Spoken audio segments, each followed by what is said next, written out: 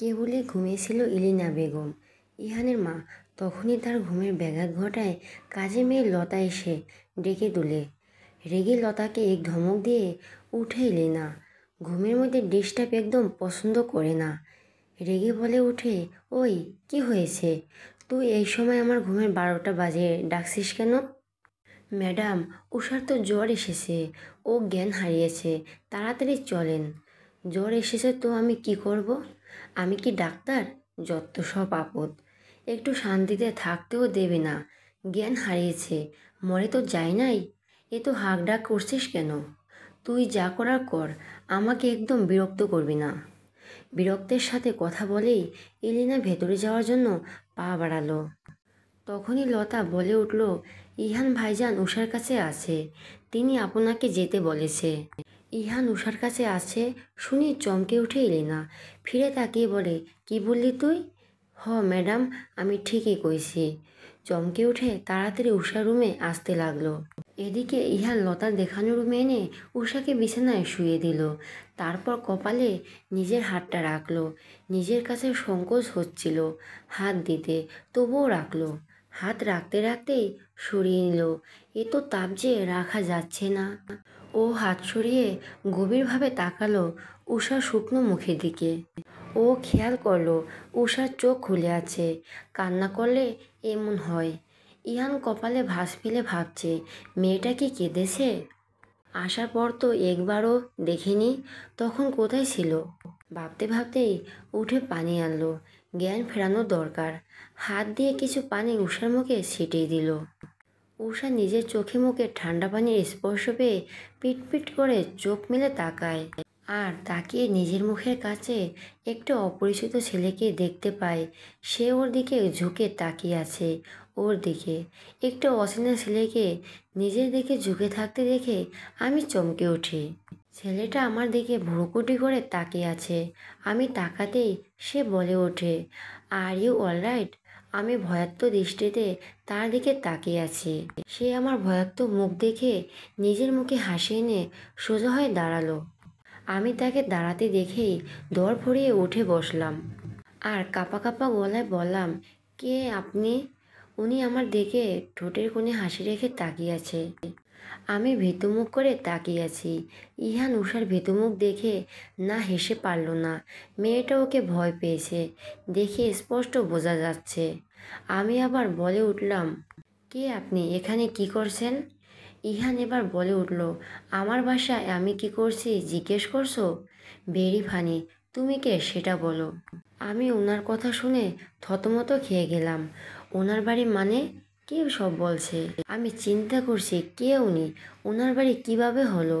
তখনই উনি একাই বলে উঠল, আমি ইহান, এই বাড়ির একমাত্র ছেলে।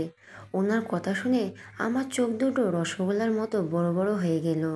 আমি ঢোক গেলে ওনার দিকে ভীতু মুখ করে তাকিয়ে আছি। উনি তাহলে ইহান ভাইয়া?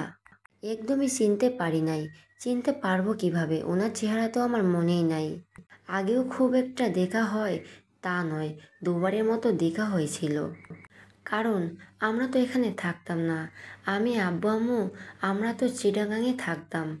আর ইহান ভাইয়া তো আমাকে চিনে বেশি। আর আগে চিনলেও এখন আমার মতো হয়তো মনে নাই। এবার তোমার পরিচয় দাও। তোমাকে তো ঠিক চিনলাম না। আমি নিজের পরিচয় দিতে যাব, তখনই চাচি এলো এক ছুটে। আর এসে একবার আমার দিকে তো একবার ইহান ভাইয়ের দিকে তাকালো। আমি চাচিকে দেখে ভয়ে মাথা নিচু করে ফেললাম। ইহান নিজের মাকে দেখে বলে উঠল, আম্মু, তোমরা কি বলো তো? বাসায় একজন অসুস্থ, তার খোঁজ না নিয়ে ঘুমিয়ে পড়েছো? ইলিনা ছেলের দিকে তাকিয়ে চোখ ঘুরিয়ে গরম চোখে উষার দিকে তাকালো। তারপর মুখে হালকা হাসি টেনে বলল, আমার মাথা থেকে একদম বেরিয়ে গিয়েছিল রে। ওর এত শরীর খারাপ আমি তো জানতাম না। ও তো বিকেলে ভর ঘুমিয়ে কাটিয়েছে, রাতে খেতেও এলো না। কত ডাকলাম, সারাদিন এত ধকল গেছে খেয়ালই করিনি। দাঁতে দাঁত খিঁচে গরম চোখে উষার দিকে তাকালো। চাচির মিথ্যে কথা শুনে আমি অবাক হয়ে গেলাম। ইহান মায়ের দিকে তাকিয়ে বলল, আমি ওকে দেখিনি আসার পর আর। কে ও? চিনলাম না তো। ভুরু কুঁচকে মায়ের দিকে তাকিয়ে বলল। তখন পেছন থেকে ইমা বলে উঠল, ভাইয়া, ওকে চিনতে পারিসনি? ও তো আমাদের বোন উষা, হুমায়ুন কাকার মেয়ে। কথাটা বলতে বলতেই ভেতরে এসে আমার কাছে এসে আমার কপালে হাত রাখলো। ইস, কি জ্বর এসেছে রে উষা, দাঁড়া, আমি তোর জন্য ওষুধ নিয়ে আসছি। খেয়েছিস কিছু? আমি মাথা উঁচু করে আপুর দিকে তাকালাম। আপু আমার মুখের দিকে তাকিয়ে বলল, মুখে দেখেই বোঝা যাচ্ছে কিছু খাসনি। লতা, উষার খাবার নিয়ে আয়, বলে আপু চলে গেল। আমি মাথা উঁচু করে চাচির দিকে তাকালাম। চাচি আমার দিকে চোখ গরম করে তাকিয়ে আছে। চাচির থেকে চোখ সরিয়ে ইহান ভাইয়ের দিকে তাকিয়ে দেখি ভাই আমার দিকে এক দৃষ্টিতে তাকিয়ে আছে। আমি তাকাতেই দুজনের চোখাচোখি হয়ে গেল। আমি তাড়াতাড়ি চোখ সরিয়ে নিলাম। তখনই ভাইয়া আমাকে উদ্দেশ্য করে বলে উঠল, এই, তুমি হুমায়ুন কাকার সেই পিচ্চি মেয়ে? ও মাই গড, আমার তো বিলিভই হচ্ছে না। এত বড় কিভাবে হয়ে গেলে? তখন তো একটা হাফ প্যান্ট আর ফতুয়া পরে আমার সামনে ঘুরঘুর করতো। ইহান ভাইয়ার কথা শুনে আমি চমকে তাকালাম। ভাইয়া আমার দিকে অবাক দৃষ্টিতে তাকিয়ে আছে। আমি লজ্জায় মাথা নিচু করে ফেললাম। কি বলবো, হাফ প্যান্ট আর ফতুয়া পরে আমি তার সামনে ঘুরঘুর করতাম? ছি ছি, কি লজ্জা! লজ্জায় আমার কান গরম হয়ে আসছে। ভাই আমাকে উদ্দেশ্য করে বলল, ইউ লজ্জা পাচ্ছ? দেখো, তখন তুমি ছোট ছিলে, কিন্তু এখন তো আর ছোট নাই, সত্যি অনেক বড় হয়ে গেছো। এখন কোন ক্লাসে পড়ো? আমি চমকিত হয়ে বললাম, জি, ক্লাস 10। আমার কথা শেষ হতেই চাচি ভাইয়ের কাঁধে হাত দিয়ে বলল, ইহান আব্বু, যাও, তুমি ঘুমিয়ে পড়ো, আমরা তো আছি। ইস, কত রাত হয়ে গেল, ক্লান্ত শরীর নিয়ে এখনও জেগে আছো, যাও আব্বু, বিশ্রাম নাও। ইহান ভাইয়া যাওয়ার আগে আমার দিকে তাকিয়ে বলল, ওকে, টেক কেয়ার ফর ইউ, বলে ভাইয়া চলে গেল। আমি ভাইয়া যাওয়ার দিকে তাকিয়েছিলাম, তখন চাচি আমার দিকে গরম চোখ করে এগিয়ে এলো। আমি ভয় পেয়ে বলে উঠলাম, চাচি, আমি ইচ্ছে করে ভাইয়ার সামনে যাইনি, আমি তো পানি খেতে গিয়েছিলাম। তখন ভাইয়া চলে এলো, আর আমি চুপ আপদ একটা, তোর কোনো কথা আমি শুনতে চাই না। তোর জন্য আমার ঘুমের ব্যাঘাত ঘটলো। নিজের বাবা মাকে তো খেয়েছিস, এখন আমাদের জ্বালিয়ে পুড়িয়ে শেষ করবি? চাষির কথা শুনে আমার চোখ ঝাপসা হয়ে এলো। বিরক্ত মুখ করে চাষি গট গট করে বেরিয়ে গেল। তখন লতা খাবার নিয়ে এলো। খাবার আর আমার পেটে গেল না। আমার ইচ্ছেই নাই আর খাওয়ার। খিদে ছিল, কিন্তু ওই কথা শোনার পর আর খাওয়ার ইচ্ছাই জাগলো না। তখনই ইমা আপু এসে ওষুধ দিল আর খাবারের খাইনি দেখে খেতে বলল।